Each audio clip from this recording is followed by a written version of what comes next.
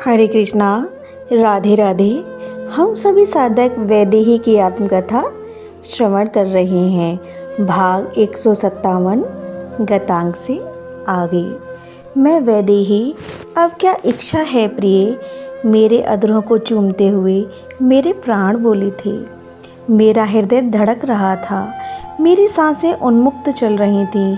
नाथ, ये जो आपके पुत्र होंगे ना, इनका जन्म अगर वन में हो तो नाथ, रजोगुणी वातावरण की अपेक्षा अगर ऋषि मुनियों के साथ पूर्ण सात्विक वन में इनका जन्म हो तो। मेरी बात सुनकर गंभीर हो गए थे मेरे श्री राम, पर मैंने उन्हें फिर अपने बाहुपाश में भर लिया। अपनी अर्धांगिनी की भावना का ध्यान तो रखना ही चाहिए ना। मेरे केश के लटों से खेलने लगे थे। फिर मेरे प्राणनाथ, हम दोनों एक हो रहे थे। हम एक ही हैं, बस लीला बिहारी की लीला को कौन जान सकता है। अवदेह भी एक ही अनुभव करने लगा था। सारे द्वैत के भेद मिट गए थे। अब सीताराम से भिन्न नहीं थी। उस अभिन्नता में पुकार उठी थी अपने श्री राम को, पर श्री राम को कौन पुकार रही थी। सीता तो मिट चुकी हैं आज अपने प्राणनाथ श्री राम के बाहुपाश में। उस दिन मध्याह्न के बाद आई थी उर्मिला। मेरा हाथ पकड़कर बोली, मैंने अंतपुर में एक उद्यान का निर्माण किया है जीजी, आपको चलना पड़ेगा। तभी राजसभा से मेरे श्री राम भी आ गए। मैं दौड़ी, उनके लिए राजभोग लगाना था। उर्मिला ने भी आगे बढ़कर भोजन कराया।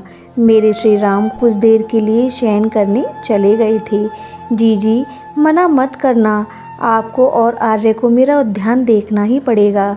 मैं भोजन कर रही थी, तब बड़ी जिद करने लगी उर्मिला।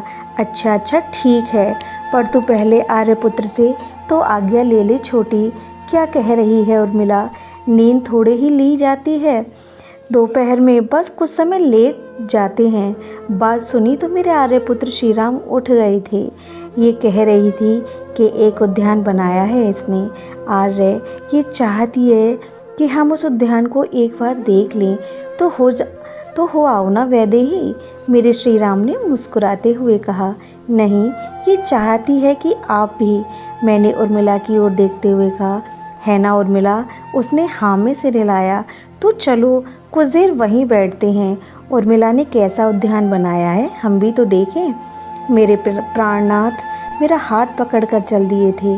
मैं उन्हें देखती उनके पीछे चली। ऐसा आज तक कभी किया नहीं। मेरा मन नाच उठा था। उर्मिला भागी पहले। जो उद्यान में था उसे वहाँ से हटा दिया और दुष्ट उर्मिला भी चली गई। मैं हंसी मन ही मन। आहा, कितना सुंदर उद्यान था। उस उद्यान में कुंज भी बने हुए थे। उस कुंज में फूलों की सेज भी थी। उद्यान में सरोवर भी था। उस सरोवर के मध्य में फुब्बारे चल रहे थे। मैं नाच उठी थी, नाथ, कितना सुंदर उद्यान है, पर तुम्हारी जनकपुर जैसा नहीं है। इतना कहकर मेरी आंखों में देखा था, मेरे हाथ को चूमा, वहाँ बैठे मुझे इशारे में कहा। सामने सरोवर था, उसमें हंस खेल रहे थे। पास में ही कुंज था। उस कुंज की दीवारों पर चित्रकारी की गई थी फूलों के रंग से। उस कुंज में मुझे लेकर गए मेरे प्रियतम। फूलों का ढेर रखा था वहाँ। हंसते हुए उन फूलों को मेरे ऊपर डालने लगे थे। एक गुलाब की पंखुड़ी मेरे होठों से लग गई। इस पंखुड़ी से कोमल तो तुम्हारे अधर हैं वैदेही।